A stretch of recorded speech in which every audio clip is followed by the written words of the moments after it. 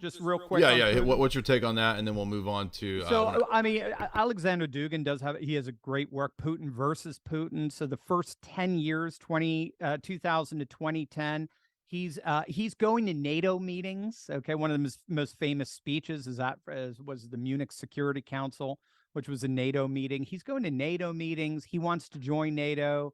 He's actually very globalist in many respects. He thinks a China Singapore like model will work for Russia if Russia could get its act together. The traditionalists couldn't stand him. Dugin at one point said he hated Putin in the first part of his tenure, as it were. But he did do something that was very fascinating, and it was starting in 2000. He instituted something called spiritual security. And he recognized that in order for Russia to have any kind of future, they had to have a moral foundation that we had through our sort of, our Puritan theocratic roots. Russia had under the czars and its Orthodox roots, but communism had chipped away so much at. We forget that when the Soviet Union fell in 1991, only 30% of the Russian population claimed to be Russian Orthodox. 70%, 7 in 10 said, no, I'm not.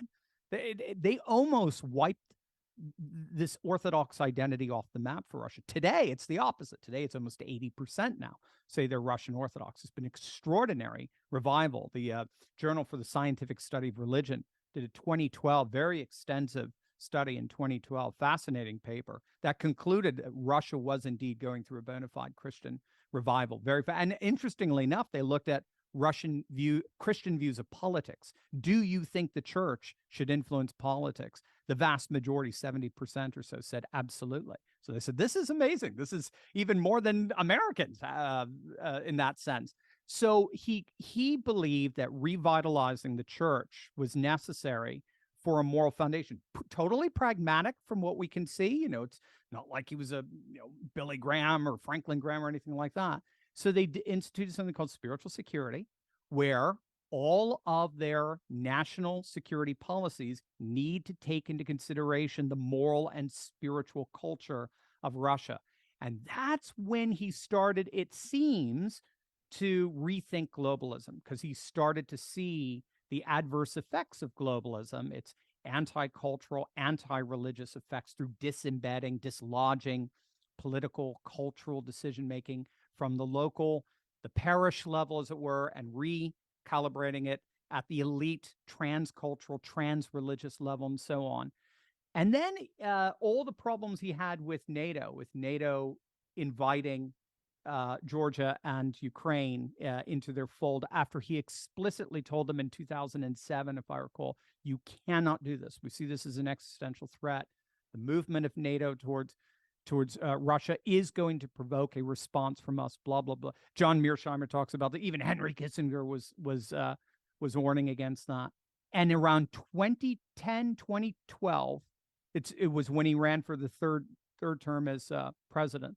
He started talking about Russia as a civilization state. Started using that term in his speeches, and he basically said the West is dead. We can't compromise with them. We can't work together with them. It's their way or the highway. Liberalism is a totalizing system that's going to completely wipe out. It's going to finish what communism started. It's going to wipe out our religious civilizational tradition. The only way that Russia has any future is if we go back to our traditions that gave us 1,000-year civilization.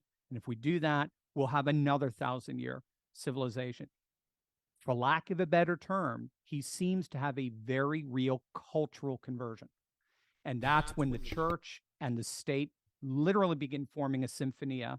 That spiritual security really starts working itself up. Churches are being built left and right. They were already doing that, but then all of a sudden now we had St. Nicholas Cathedral, a naval cathedral that's being built, a military cathedral, very famous military cathedral that was just built on one of their bases outside of Moscow.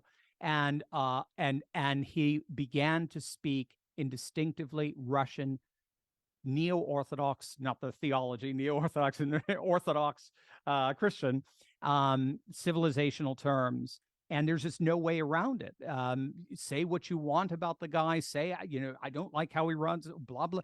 I'm sorry, it's irrelevant to the fact that this man, more than I think anyone else, has embodied the spirit of the revitalization of an ancient civilization and an ancient theology of church and state known as Symphonia more than anyone else we've seen since literally since Tsar Nicholas. And so I have to, I have to tip my hat to the guy. He's absolutely stunning in terms of his foresight and his entire vision of the world. It's not just Russia. He recognizes that the pivot towards the East, the pivot towards China, the pivot towards India, the pivot towards Iran, even the pivot towards Turkey. There's a lot of tension there, but the pivot there, very good relations with Israel, very good relations with sub-Saharan Africa, very good relations with the whole of the Middle East, very good relations with Venezuela and Cuba and so forth. He recognizes that this is the recalibration of 80% of the world away from the West. And that will ultimately have the power of not only relativizing the West, but with what's going on in Ukraine, it may even have the power of crushing NATO.